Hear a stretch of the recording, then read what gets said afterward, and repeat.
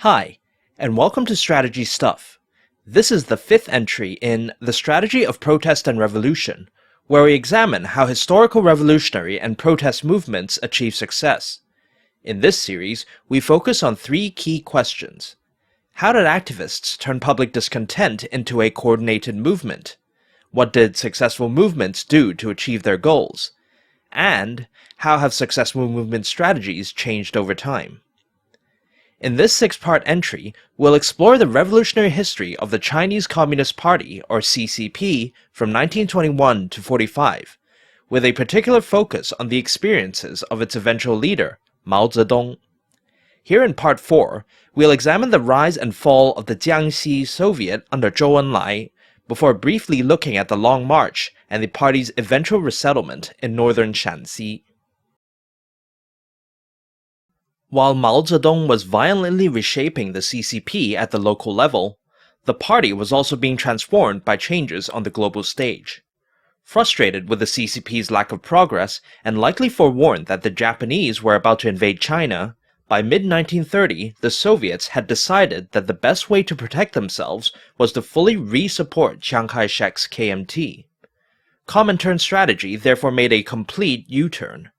Instead of pushing the CCP to attack KMT cities under the strategy of rural insurrection, the Soviets now endorsed the concept of guerrillism, urging the communists to refocus on China's rural hinterlands. In reality, the party was being shoved out of Chiang's way so that he could focus on Japan. To the extent that the Soviets really cared about the CCP's welfare, this gambit failed. After all, Chiang also understood the implications of the Comintern's policy shift, which was that, for the moment at least, the Soviets could no longer oppose him, even if it meant standing aside as he crushed the communists. This was a once-in-a-lifetime opportunity, and so Chiang wrapped up his wars with the warlords and moved against the CCP, ignoring the calls from the KMT and his own military to prioritize Japan instead. The CCP therefore faced tough times ahead, which meant that the Soviets could no longer tolerate its flailing leadership, which had spent so much of the party's energies to so little effect. They therefore overhauled the CCP's top ranks yet again, exiling its leader in favor of a group of Soviet-trained cadres known as the 28 Bolsheviks, who were to align the party with Stalin's directives. For political reasons that will soon be made clear, CCP historiography has always marked this change as the start of the so-called rule of the 28 Bolsheviks, but in reality, these newcomers were not placed in charge immediately. Instead, the Soviets appointed a temporary leader to guide the party through this transition, and for that they chose one of the CCP's most seasoned and trusted veterans, a man named Zhou Enlai. True to his later reputation, Zhou was a master of organization, though he lacked independent vision and was therefore afflicted by the bookishness and ideological control that had contributed to the party's poor strategy making. But now that the Soviets had determined the CCP's direction, Zhou could focus on his strengths, which was to properly organize the party's rural bases, and in doing so, recast guerrillism from being a phenomenon of pure desperation and dependency into an actual strategy that would build the party's power. But first of all, Zhou would have to confront the biggest challenge currently facing CCP Central, Mao Zedong. Since Jinggangshan, Mao had repeatedly defied Party Central, ignoring its orders, criticizing its decisions, humiliating its leaders, and even usurping its power. The final straw came with his year-long purge of the Futian Terror, which had decimated the party in its southern Jiangxi stronghold and replaced it with a semi-independent party-state answerable only to Mao, ominously echoing the secession of Chiang Kai-shek from the KMT.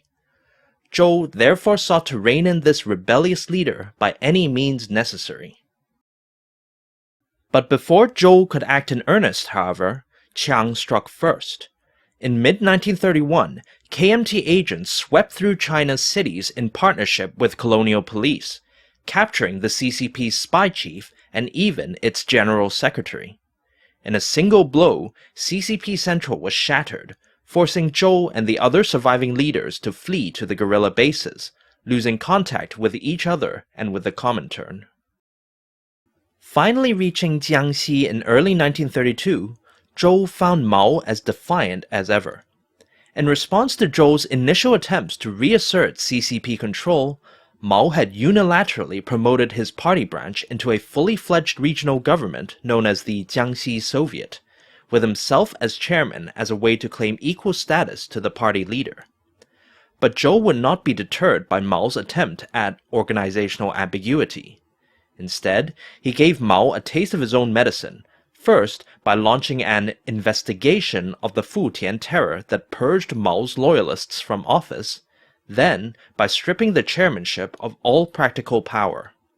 In this way, Mao was reduced to a mere figurehead and barely escaped being exiled to Moscow, while Zhou smoothly assumed full control over the Jiangxi Soviet. Still, Zhou saw value in what Mao had done.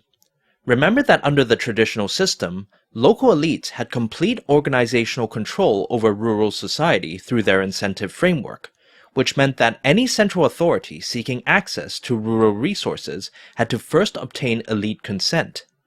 Inevitably, this meant that local elites would retain a large share of those resources, leaving little for the central government to use. As noted in Chapter 2, local elite dominance was the core contributor to Chinese state weakness, yet reforming the system proved an impossible task, if only because wielding even the most basic political power already required elite consent. This tension was evident as late as Jinggangshan, where Mao, despite his zeal for social reform, nevertheless still compromised himself to local elites in order to remain politically relevant. Things began to change with the Futian terror. By wiping out so many guerrilla leaders, Mao had, as a side effect, also decimated a good portion of southern Jiangxi's elite, with the survivors too terrorized to refuse party demands. Technically, the CCP now had quote-unquote elite consent to fully access local resources, but Zhou remained unsatisfied. After all, the party would still be relying on the elite-led system to govern, in particular the incentive framework that the landlords used to control the peasants.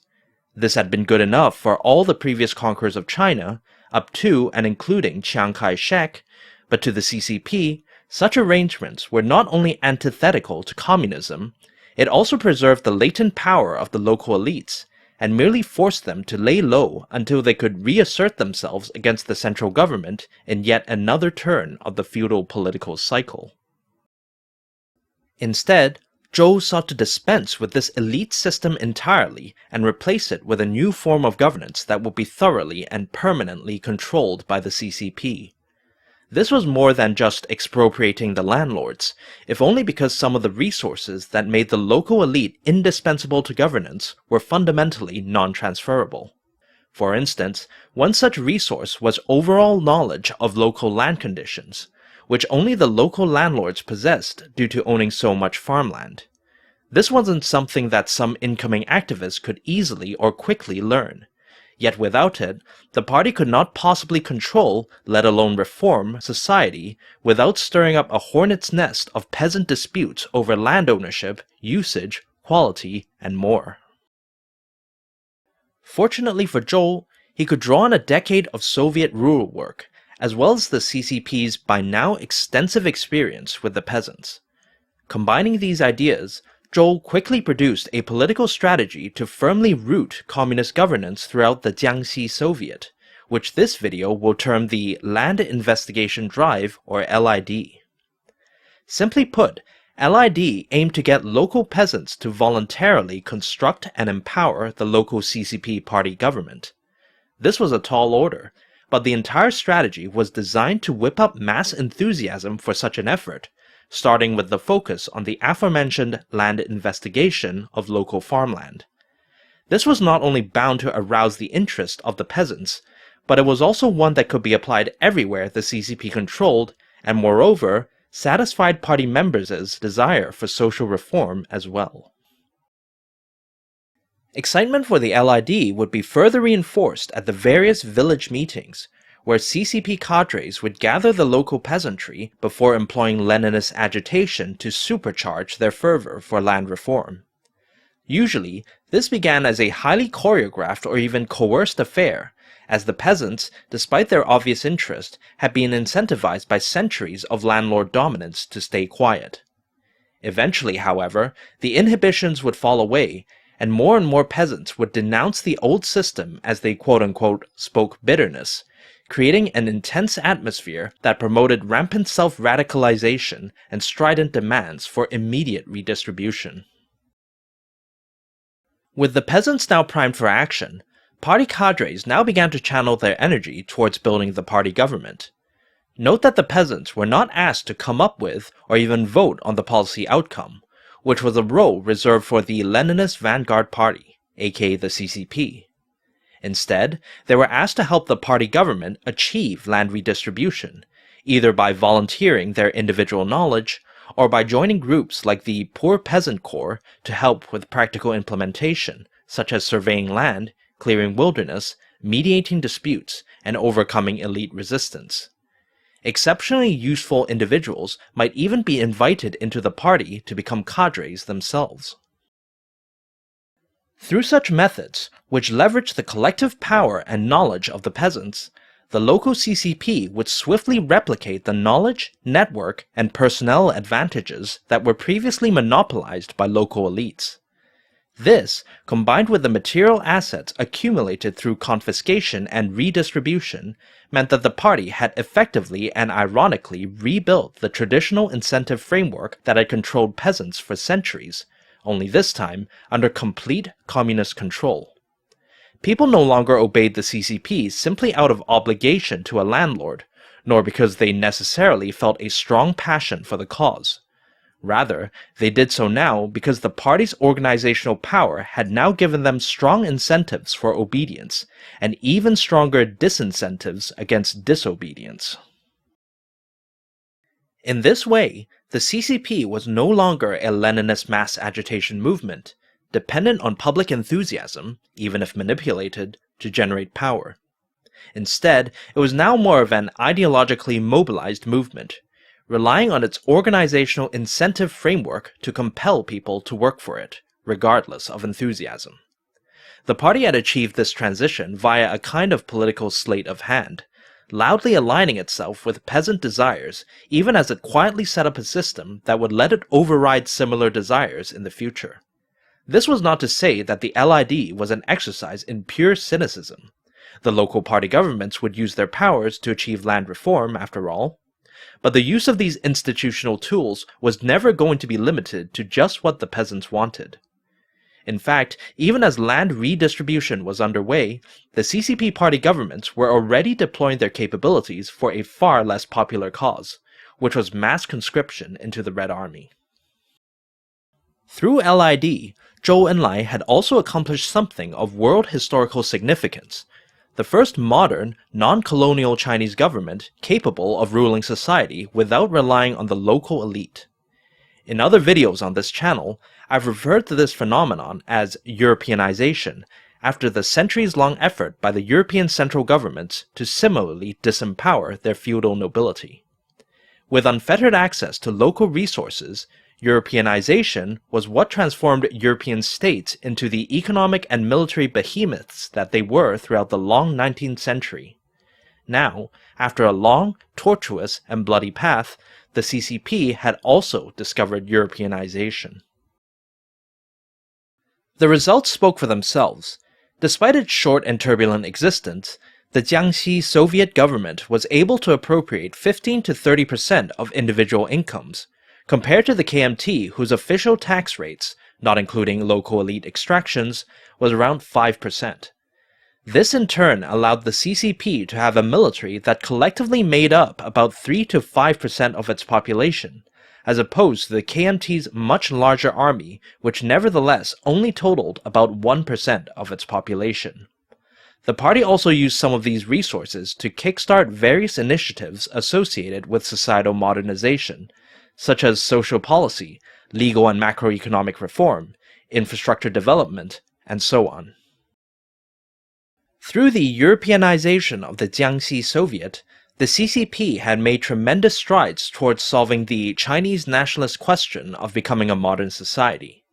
But ultimately, this was not enough to save the party-state, and two original sins, originating well before Zhou's leadership, but nevertheless unresolved by him, would, within 3 years, sink the party's latest attempt at movement success. The first was the pervasive anti-elite violence that persisted throughout the party-state's existence. While the CCP had always planned to dismantle the traditional elite order, the sheer bloodshed that Mao inflicted during the Futian Terror caused elites to flee southern Jiangxi in droves.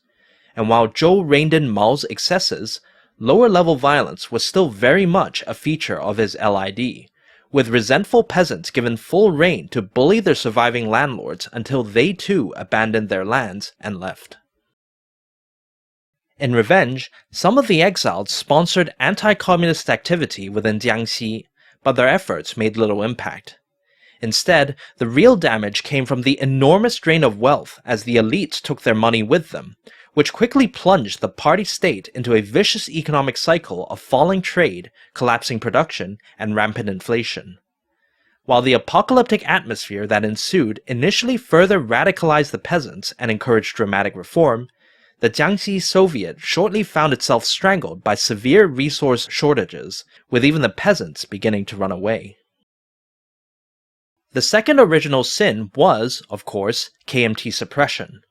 Despite the Soviets and the CCP straining to avoid him, Chiang Kai-shek remained steadfast in his belief that this was his best shot to get rid of Chinese communism, and so continued to prioritize war with the party, even at the cost of ceding territory to an expansionist Japan. In fact, by the time that Zhou took over in early 1932, the KMT had already launched 3 encirclement campaigns against the Jiangxi Soviet, and was continuing to pour more and better troops into the theater. Initially, CCP forces repelled the KMT's onslaught, taking a page out of Mao's Jinggangshan playbook and leveraging their control over the local population to lure in, entrap, and defeat enemy units. It was also unclear whether Chiang could continue fighting his civil war in the face of heavy public criticism, particularly after Japan attacked Manchuria and Shanghai. A few KMT formations would rebel and even defect to the communists in protest.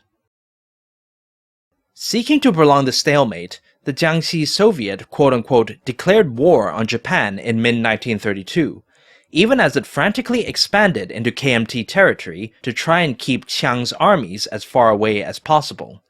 But Chiang pressed on, moving off to crush the CCP's other regional bases before coming back for Jiangxi in 1933. A preemptive Red Army strike successfully ended the 4th encirclement campaign, but for the 5th one in August, Chiang sent nearly 1 million soldiers against the party's 150,000 in a campaign of slow strangulation, where KMT troops would build ring after ring of fortifications as they advanced in order to deny communist forces any room to maneuver.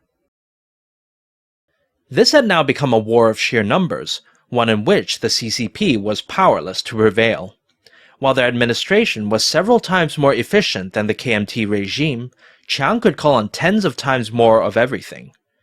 Desperate to squeeze every last resource out of the population, Zhou Enlai reverted to Mao-style purges and witch hunts, resulting in a renewed terror that swiftly demolished the party governments that he had so recently built up. By the end of the Soviet, nearly 10% of the population were being persecuted as so-called landlords, with most of the rest in the process of deserting or defecting to the KMT. And so it was amidst this maelstrom of violence that the Jiangxi Soviet finally collapsed to KMT forces in late 1934, forcing the party to flee to an uncertain future once more. Official CCP historiography blames the fall of the Jiangxi Soviet on the 28 Bolsheviks and their so-called leftist deviation, meaning that they focused too much on demolishing the traditional system instead of establishing a viable political order. As we've seen, this is a misdirection meant to downplay the leadership of Zhou Enlai, who would later be celebrated as Mao's second-in-command. In any case, Zhou arguably established about as viable an order as could be managed under the circumstances, brilliantly capitalizing on the peasant desire for reform to build a Europeanized, ideologically mobilized party government dependent on neither elite nor public for its power. This let the CCP act independently for the first time in its history, and would serve as the blueprint for how the party intended to govern China. The fact that the Jiangxi Soviet only lasted for about 4 years was due more to external circumstances than anything the CCP did. No matter how much it Europeanized, southern Jiangxi was never going to out-resource Chiang Kai-shek. The pervasive anti-elite violence encouraged by Mao and Zhou hardly helped matters, but had they not resorted to that, the party likely would have faded into irrelevance as a mere puppet for local elite interests. And so, despite being yet another catastrophic failure for the CCP, the Jiangxi experience appeared to indicate the path towards movement survival and success, albeit heavily obscured by two strategic problems that the party would now have to find answers for. Firstly, how could they dismantle the traditional elite system without triggering societal collapse? And secondly, how could they stop Chiang from using his superior numbers to crush them again? The CCP fled from Jiangxi in October 1934. Over the next year, the party would take a winding route across the frontier wildernesses of western China, seeking to link up with other communist remnants and establish a new guerrilla base. KMT forces followed them in pursuit, though by this time Chiang Kai-shek was largely using the communists as a pretext to place the frontier warlords under firmer regime control. The military details of what will be celebrated as the Long March are beyond the scope of this video, but we will note two events that shaped the CCP's development during this period. First was the Zunyi Conference, held in southwest China in January 1935. Here, party leaders reflected on the loss of the Jiangxi Soviet as well as the disastrous start to the Long March, which had seen CCP strength drop from 100,000 troops to about 10,000. In the end, they came to a rather face-saving conclusion, which was to attribute their defeat not to political choices, such as the decision to pursue violent anti-elite redistribution, but instead to military mistakes that could be excused by the fact that few of them had been real soldiers. The personnel changes at Zunyi also reflected this spirit of compromise. Zhou Enlai, who as Jiangxi's leader bore final responsibility for the CCP's failure, was not removed. Instead, he would now share military authority with a re-emergent Mao Zedong, whose sidelining during the Jiangxi Soviet meant that he could deny any responsibility for its fall. CCP histories have often depicted Mao's re-emergence here as the party finally uniting behind him, but as we will see in the following years, this was far from the case, and in any case, like with Zhou, Mao's leadership was only meant to be temporary until the Soviet-trained 28 Bolsheviks could finally take command. The second significant event was the struggle between Mao and the powerful regional party boss Zhang Guotao in mid-1935, as the CCP traversed the highlands between western China and Tibet. At first, this was hardly an even fight. Zhang had a larger army, better revolutionary credentials, and even claimed to lead a government of his own. About the only advantage Mao had was his guardianship over CCP Central, which he fully leveraged to pull off yet another act of organizational ambiguity. Just like with Zhu De, Mao formally proposed to share control of the Red Army with Zhang, even as he used his own authority to veto anything Zhang proposed. After weeks of frustration, Zhang foolishly tried to set up a rival party Central, which gave Mao the perfect pretext to denounce him, cut his faction loose, and eventually leave him to be annihilated by KMT and warlord forces. But even as this political fight raged on, the Soviets were preparing to yet again force a major shift in CCP strategy. Seeking to counterbalance a potential anti-communist pact between Germany and Japan, in mid-1935, the Comintern announced the so-called Popular Front, instructing communist parties to seek alliances with anybody opposing fascism, which in China meant Japan. The announcement came just as Mao's CCP was re-establishing contact with the Comintern, and obediently, the party publicly renounced any desire for further civil war or rural revolution, calling on all Chinese, including Chiang's KMT, to unite with it in an anti-Japanese Second United Front. The CCP's changed approach was evident when Mao's forces settled in the northern inland province of Shaanxi, once again reduced to a ragtag group of barely 10,000 men. Upon hearing that the local party branch was still busy purging elites, Mao immediately ordered a halt to the violence, publicly affirming the political and economic rights of landlords and even offering compensation for their suffering. The re-established guerrilla base would no longer be a workers' and peasants' Soviet, but rather a people's Soviet, operating under a regime of what would be known as New Democracy, where bourgeois and even wealthy nationalists would be just as valued as the proletarian class. At times, the CCP even distanced itself from Marxism and Leninism, claiming to actually follow Sun Yat-sen's liberal nationalism instead. The CCP's moderation largely worked. Satisfied with its change of heart, neighboring warlords ceased hostilities and even began working with the party to counter Chiang Kai-shek.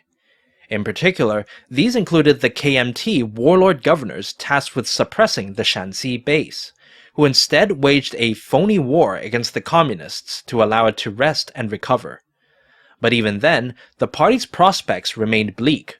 Northern Shaanxi had only a fraction of the resources of the already poor Jiangxi base, translating into a communist force that was barely 1% of the KMT army. More devastatingly, the one person who remained unpersuaded by the CCP's efforts was again Chiang Kai-shek himself, who in late 1936 arrived in Shaanxi to personally oversee the final destruction of the party.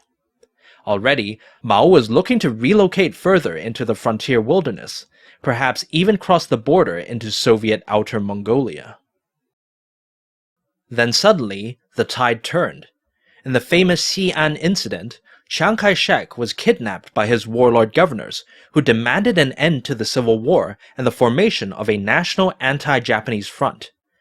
Anxious to prevent China from imploding, Stalin stepped in to broker a deal for a renewed Second United Front. The scale of his diplomatic intervention both surprised and angered Mao, who undoubtedly feared similar Soviet interference in internal party affairs. Nevertheless, the CCP had been saved from immediate annihilation, with Chiang ending the civil war and resigning himself to the upcoming war with Japan. The terms of the Second United Front essentially locked the KMT and the CCP into the political status quo. The KMT would readmit both the CCP's Shaanxi base and the Red Army into its regime, though in practice the Communists would enjoy de facto independence.